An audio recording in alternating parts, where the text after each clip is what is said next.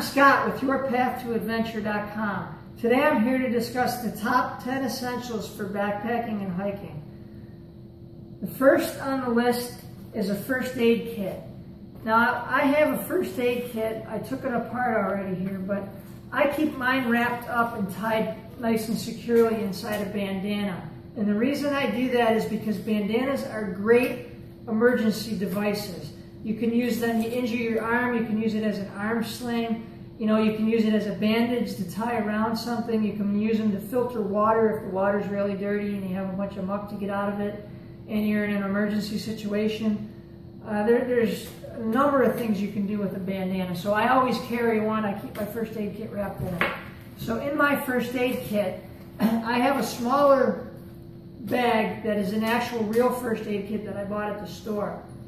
And inside this first aid kit, I have, small band-aids. I have another bandage similar to a bandana, except it's sterilized and it's made out of like gauze bandage stuff. So it is actually, you can use it, it's clean, so I don't have to worry about getting an infection if I wrap a cut or something like that. But in an emergency situation, if all you have is a bandana, go ahead. Whether it's dirty or not, you gotta protect, you gotta save yourself. So the next thing is, there's some medical supplies in here,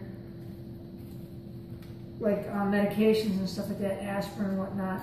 I have a pair of tick tweezers in here that are specially designed for ticks. They have a point on the end so that you can actually get down in and pull the tick out by the mouth parts instead of pulling the head off.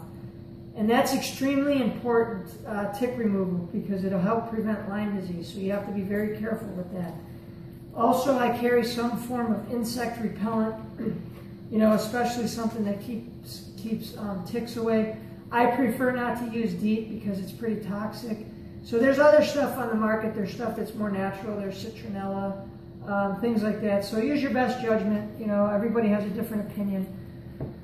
So the next on the list is some form of rain gear. I have a pair of dry ducks, which work great. These work great also because I have hooks on them that I can hook underneath my hammock, because I use a hammock instead of a tent. So it goes underneath my insulation, that goes underneath my hammock, so it keeps it dry.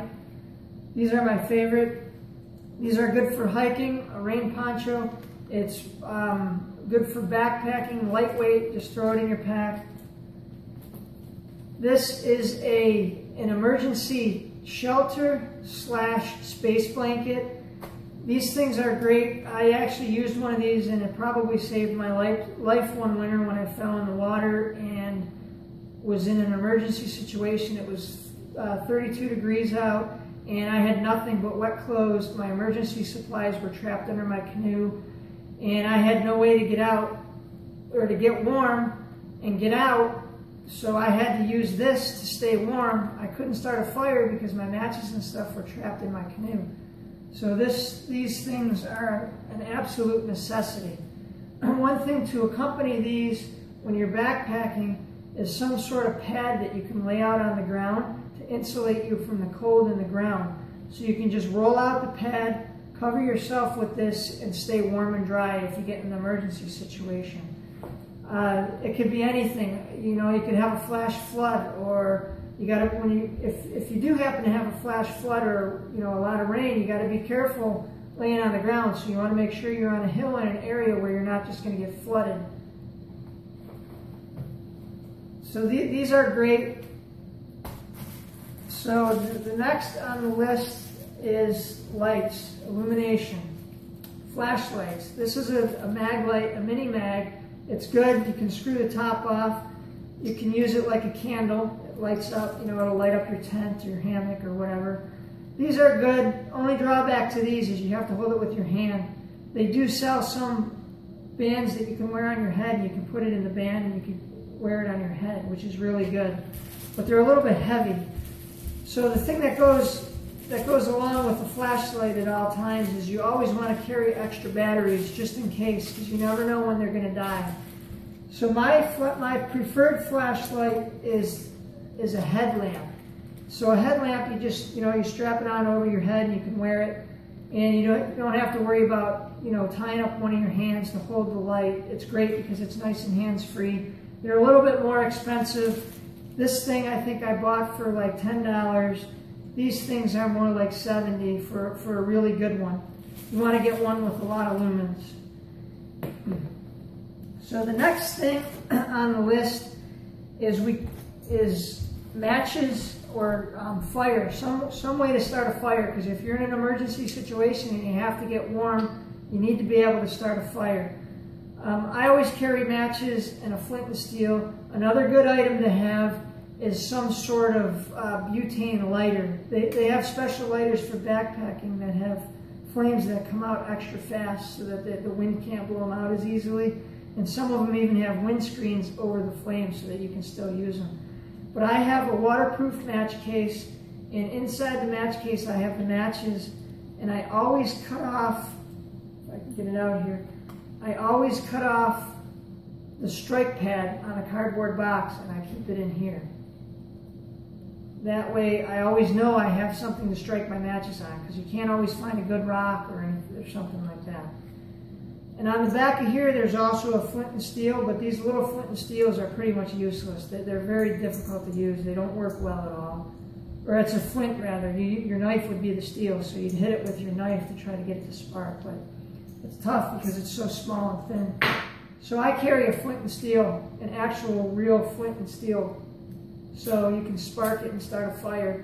This, the part with the steel on it actually has a whistle on it. See if I can get it to work here. There we go. So the whistle is a great item to have. It's an emergency item, because a lot of times if you're in an emergency situation and you're yelling, you can lose your voice. Plus a whistle carries a lot further, the sound, so people can hear it from further away. And you can whistle a lot longer than you can yell. So this is a necessity. I will carry a little bit of lint from the dryer just in case, because I prefer to use the flint and steel to start a fire, even in emergencies. I practiced a lot with it, so I'm very good with using these. So lint from the dryer is a good emergency thing to have. It can help start a fire quickly. I will also carry an SBIT or a solid fuel tab. These are great to have just in an emergency. You got to start a fire, you got to cook, whatever, something like that. So along with the fire stuff comes a stove. You should always have, this is my Vargo hexagon stove that I like to carry. It's a wood burning stove. I always carry 1 or 2 SBITs for an emergency. This is great. It's a wood stove. I don't have to carry a lot of fuel with me, or any fuel, just 1 or 2 SBITs for an emergency, like I said. This is great. I always carry this with me. This is good. You got to cook food, whatever kind of stuff. You got to build a fire and stay warm and it's windy. This is good because it acts as its own windshield. You can watch my video on stoves and it'll give you a little more detail about the stoves and how they work. But anyways, if you got to stay warm, the wood burning stoves are good because they throw off a lot of heat. And you never have to worry about running out of fuel in the forest. So the next on the item is sun protection. Sun protection is sunscreen, lip balm, sunglasses to protect your eyes. Polarized sunglasses are best. It works great for glare. And some sort of hat, to help protect against the sun. They have hats with big brims or rims on them. You put them on, they cover your whole head, your neck and everything. Those are best. I prefer a baseball cap. That's just my personal preference. So that's skin protection, sunscreen, or sun protection. The next is some sort of long sleeve jacket. I carry a jacket. This is a windbreaker. Not very suitable for really cold weather, but you always want to carry something so that you're ready for the coldest weather at that season. So for example, if you're at the coldest part of winter, you want to make sure you have something warm enough to keep you, if the temperature drops to the coldest it could possibly get in that time frame. This jacket is just a windbreaker. It's water resistant. The sleeves zip off so it can convert to a vest, and it has adequate ventilation. It has a zipper in the back. It's got other ventilation up here on the back. Some jackets have armpits that zip and open up, which are great, especially for winter cold weather camping or backpacking. because when you're walking, you get warm and then you start to sweat, and you don't want to sweat when you're out in the cold weather because that can lead to hypothermia. You don't want your clothes to get wet and sweaty. So you just unzip it, unzip the back, the sides, wherever the zippers are, open this and let some of the cool air come in, let the heat come out, and you want to regulate your temperature. So next on the list is navigation. Navigation is important. And before you even go in the woods, you should know how to use a compass and a map. That goes without saying. You should actually practice with it a lot before you go out, because if you can't use it in the real world, you're not going to be able to use it in an emergency situation in the wilderness. So I have a waterproof map, and I have a case that's waterproof that I keep my map in, because I don't want to take a risk of my map getting damaged or destroyed, because then I won't be able to find my way home. So the compass is good. You can get any compass. Compasses aren't that expensive. Just make sure you know how to use it in combination with the map before you go out into the woods. The next on the list would be some sort of emergency tools. I carry a utility tool. This one is a Leatherman S2. You can carry any kind of utility tool like this. Pliers are important. Any kind of situation where you might require pliers, that they come in handy. You know, for example, lifting the hot pot off the stove, or for whatever reason. This has a knife on it. It has scissors on it, stuff like that. I also recommend carrying a knife with a bigger blade. This is actually a hunting knife. You don't have to go this extreme. This is a Buck 119 Special or something like that it's called. And this is great because you can actually use it to split wood. You know, you just put the log you want to split on the ground like that. You put the knife here, and then you take another stick or log and you can bang on the back of the knife and it'll actually split right down the wood. So this is great. You should always make sure you have a knife or some kind of blade or survival, some sort of bush knife or something when you go backpacking, to make sure, because this is very important. You can do a lot with a knife. So yeah, that's good with knives. The next on the list is always make sure you have food and water. You always want to carry extra water, at least 2 liters extra. That way, if you're in any kind of situation where you can't find water, or whatever kind of situation, it's extra hot, you know, you're always prepared. This is one of the most important things you can carry on your backpack trip.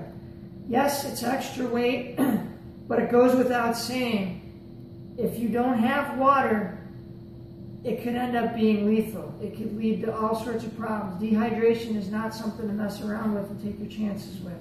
So carry extra water. Extra food, day's worth of extra food. I carry dried food. I make a lot of it myself. You can go to the store and buy something like this, Cliff Bars. You know, I prefer homemade stuff. I have a dehydrator and stuff that I use to, I make stuff that's just like this, or fruit wraps, you know, fruit rolls, whatever you want to call them. So dried food is very good because it's lightweight and it always requires that you drink something with it. So, like I said before, I'm a hammock guy. I carry a hammock. You know, the pad, I generally don't take a pad with me because I'm a hammock guy and I have insulation that goes underneath the hammock that keeps me warm. And essentially, a hammock acts as an emergency shelter anyways, because it's easy to set up and you can set them up very quickly. It's not hard to find trees. You can even set them up on the ground in an emergency situation. They always have tarps with them. You could just throw a tarp down as an emergency if you wanted to, but you should have a pad to lay on. So I think that's all. I'm pretty sure I covered everything. Let me check my list here. Emergency, so let me go down the list. So the essentials that I covered are navigation, sun protection, illumination, first aid. Oh, I forgot to mention, when you have a first aid kit, I think that I did mention this, you want some sort of insect repellent. Fire, a repair kit, tools, which is the Leatherman. hydration, and an emergency shelter. You can always carry trash bags too. They work great in an emergency. You know, you can cut a hole in it, put armholes in it, use it as an emergency rain jacket, stuff like that. So that is all I have. Again, my name is Scott, and I'm with YourPathToAdventure.com. Please go on the web and check out my site. You know, join my forum, check out my blog. I'll post a follow-up to this video on my blog. So, you know, if you have any further questions, shoot me an email, post it in the forum. And, you know, that's really, it's a great community. We have events. You know, check out some of our events. Come and be part of the community. There's no charge to join. So I will post more videos and more blog posts. So thank you for watching, and please vote. And please like my video and share it with your friends on Facebook. Thank you.